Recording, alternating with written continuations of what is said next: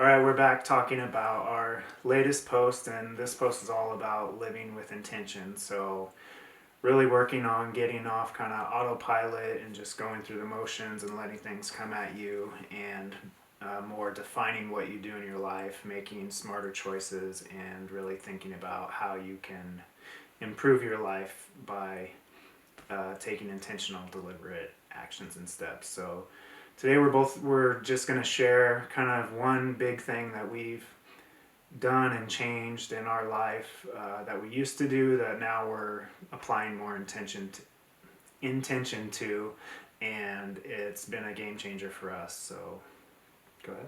Yeah. So mine is that I have in the past had a tendency to say yes too often. Just to like people's requests or see your face. People's requests or questions or things, events, help with whatever it is. And I was definitely like a yes person, because it feels good to make people happy and like do things for people. Mm-hmm. But oftentimes it would be like at my own detriment, where it would like eat into my time to work on things that like I care about or that are important to me. And you would overcommit a lot. Yeah, I was good at that.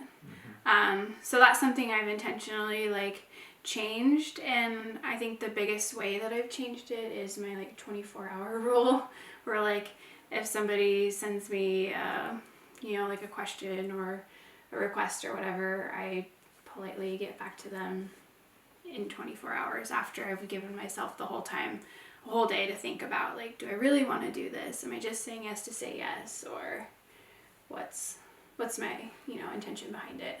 Yeah, that's improved a lot. It's helped you, I think, for sure. Yeah, and my like response time is actually getting faster over time. Like I'm able to like more quickly know like if I really want to do something or not. Like you can say no a lot easier. Yeah. Too, because you're used to kind of thinking about it and being like, well, this isn't a good fit for whatever reason.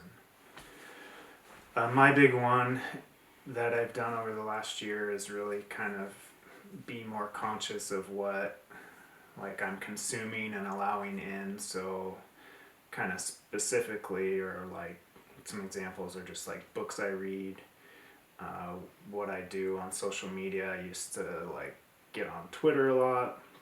I've cut that out. And then also like podcasts I consume. So I used to always kind of read the same kind of books and listen to kind of the same podcasts all the time, and like get on Twitter when I was just bored and needed some mindless entertainment. But I've really tried to filter those a lot better and consciously make decisions. So a podcast now, I try to listen to different podcasts and also like more kind of self-improvement type, so I'm more focused on learning.